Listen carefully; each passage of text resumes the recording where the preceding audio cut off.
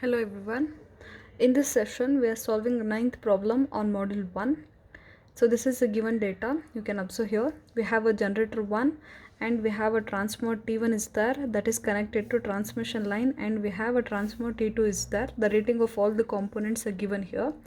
So one important thing you have to observe is here the transmission line, they have given the length also along with its reactance. So you have to multiply the given reactance with its length, that is 64 kilometer. Next you have to calculate, consider the generator rating as a base value. So what are the ratings given here for the generator? This will be your base value in step 1 and step 2.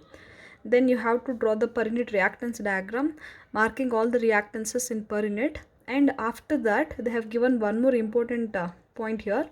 The ratings of the motor M1 and M2 having the inputs of 120 megawatt and 60 megawatt at a voltage of 13.2, and the per factor is UPF. So why all this data is given for the motor means M1 and M2 means, using this data of the motor M1 and M2, you need to calculate what is the voltage at the terminals of generator. That is nothing but you need to calculate VGT here. So this is what the given problem here. Usually these type of problems they'll ask for 15 marks, the calculation of a VGT.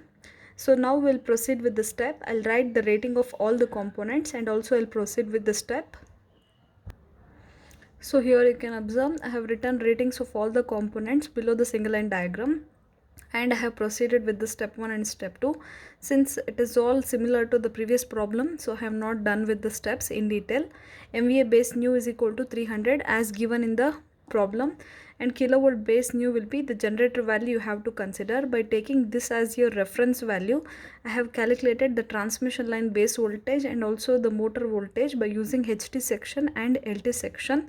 So the transmission line will be 230 kilovolt will be the base new value, and for the motor M1 and M2 will be 13.8 kilovolt will be the new value. So next proceeding with the step 3, that is per unit reactance calculation. So here you can observe I have calculated the per unit reactance for all the components given in the single line diagram. You can cross check your answer once you're done with the calculation. So next I am going to draw the per unit reactance diagram for a given single line diagram. So this is step 5, drawing the per unit reactance diagram. So after this, next what we have to do means we need to calculate the generator terminal voltage, that is VGT. So by seeing this diagram we can write the expression for VGT.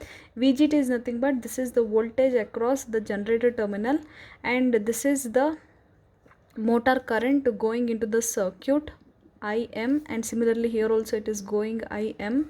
And next we have the motor voltage across these two. Across these two will get motor terminal voltage VM. So now based on this we'll write the formula for VGT as VGT will be equal to, it is motor terminal voltage VMT plus the current flowing through all the terminals, that is IM, multiplied by all the reactances, the reactance of the transformer 1, the reactance of the transmission line plus the reactance of the transformer T2. So this is the formula for the calculation of the motor terminal voltage VGT. So all the units need to be expressed in terms of per unit. That is very important. Since these three values it's already been expressed in per unit in all the previous steps. So now what you have to do, you need to convert motor terminal voltage in per unit, and IM also, the motor current also should be converted in per unit. So that is what our next step is. So now observe, this is a formula for converting the motor terminal into per unit. Vm actual divided by Vm base. You know that actual is nothing but given data in the problem, and the base is nothing but the value in the step 2 it is. So now Vm actual for the given data of the motor in the problem is 13.2, that is the V actual value, divided by the base value in the step 2 is 13.8. So with this we'll get the answer for VMT in per unit as 0.96 per unit it is. So next we'll write the formula for IM in per unit. Same way, IM in per unit will be equal to IM actual by IM base. So now observe, I have written the formula for the IM per unit. Next, first we'll need to calculate for the actual value and then we'll proceed with the base value. So the actual data given in the problem for the motor is, it is 120 plus 60 megawatt for M1 and M2, 120 megawatt and 60 megawatt. So we will get 180 megawatt. This is the power value P, and 13.2 kilovolt, this is the voltage value, and the cos phi will be equal to, it is UPF. So all this value I'm going to substitute in this formula and I'll write the final value. So this is the answer for IM actual. So next, similarly I'll calculate for IM base. Same formula, P divided by root 3V. Since power factors will not be there for the base calculation, so I'll substitute the answer and tell you. So now P here is nothing but MVA base new, the step 1 value, and V is nothing but kilovolt base new of the motor, given here in the step 2, 13.8, and substituting this will get 12,551 amperes. Now after calculation of actual and the base value, substitute both the values in this formula, that is IM per unit is equal to IM actual divided by IM base. So both actual value and the base value are expressed in amperes. Ampere and ampere get cancelled, so that is why the unit for IM is per unit. Per unit, it is nothing but it is a dimensionless quantity.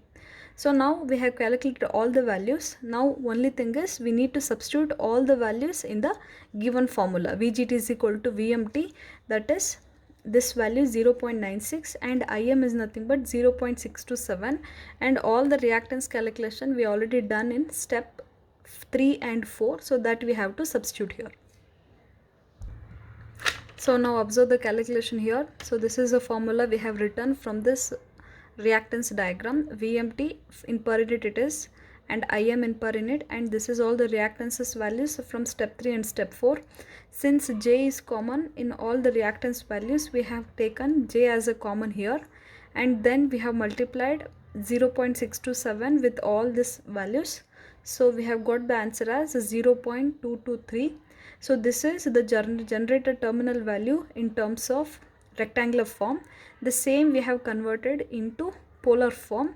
So this is the final expression for the generated terminal voltage in per unit.